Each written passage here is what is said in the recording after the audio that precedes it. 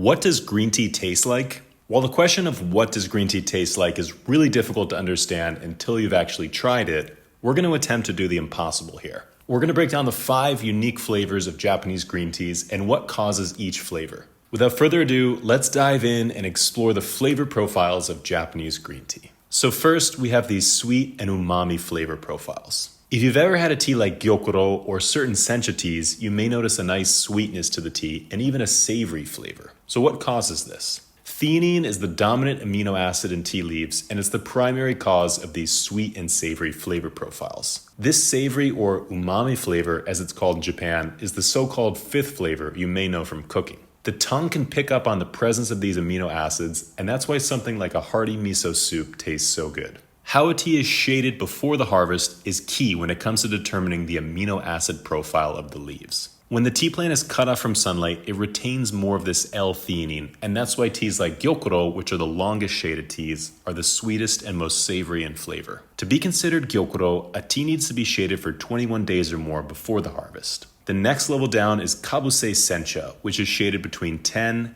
and 20 days before the harvest. There are some sencha teas that are shaded for just a week or so before the harvest, just to take that edge off. Finally, you have teas that are completely unshaded, and these are going to have the lowest theanine content. Next, let's talk about the saltiness. So before we've made the comparison between a tea like gyokuro and a bowl of miso soup. This may seem odd at first, but when you think about it, both of them have this strong savory flavor, and they even have a saltiness to them. So where does this saltiness come from? This is not that uncommon, particularly with a tea like gyokuro, as the tea is often described as having a marine or seaweedy taste profile. This is not to say that the tea has any sodium in it, but rather it shares taste characteristics with foods that you typically associate with saltiness, like soup or dried seaweed snacks. When you ask what does green tea taste like, some consideration has to be made for the minerality of the tea, and sometimes this manifests as a saltiness in the flavor. We still have 3 more tastes to describe, but before we get to them, if you're enjoying this video so far, you're really going to like our ebook, Secrets of Japanese Green Tea. This video is just a small excerpt from the book, and if you want all 100 pages, you can get it for free by clicking the link in the description. Now let's talk about the sour flavor in green tea. So when you drink green tea, you may get this sour or acidic flavor profile. An example of this could be a Sencha tea, which may have this tart berry flavor that could be quite enjoyable. Sencha is the first tea to be harvested in the early spring of each year, and it's made from the youngest sprouts of the tea plant. This tea has a higher concentration of nutrients, and it does tend to be sweeter,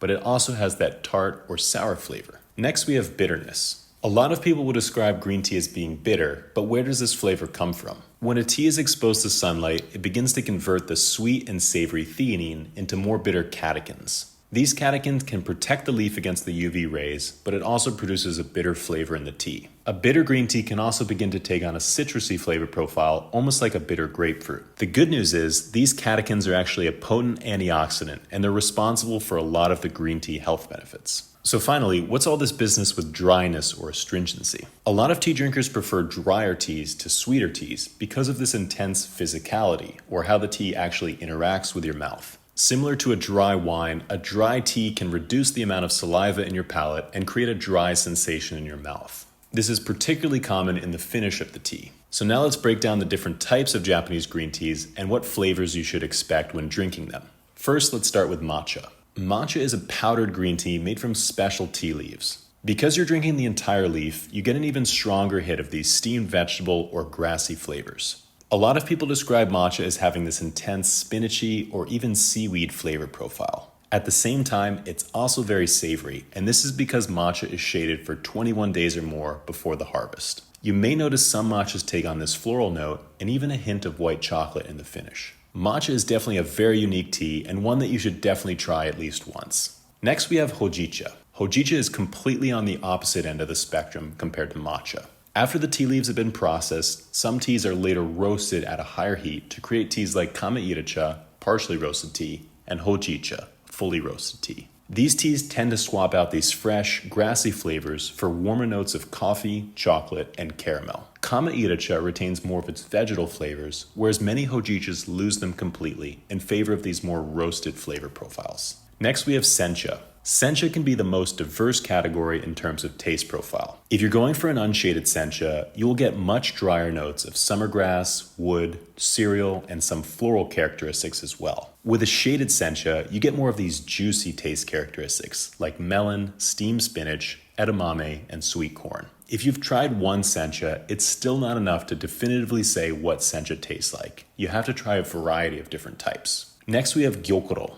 Gyokuro is perhaps the most unique tasting type of tea. When you describe the flavor of gyokuro, your vocabulary goes more towards foods rather than other drinks. People describe gyokuro as having a rich, salty, brothy, and even seaweedy flavor. True fans of gyokuro look for this very bold flavor profile and even a dense texture in the tea. Gyokuro brews up a thick, brothy infusion that weighs heavy on the palate, but it's balanced out with this nice sweetness. Finally, we have stem teas. Stem teas tend to have a lot more of this minerality to them. If you've ever drunk out of a clay bowl or a clay mug, you may have some idea of this taste sensation. The minerality can bring a certain tingling to the palate, and this is very prevalent in stem teas. Stem teas are a bit on the drier side, and instead of having this sweet taste profile, you get more of these hay and floral notes in the taste. If you want to try any of these teas, we would really love it if you go to neoteas.com and browse our selection of the best teas we found after our travels around Japan. Another way to support this channel is by liking this video and subscribing so you can see more tea videos in the future. Thank you all so much for watching. We'll see you next time.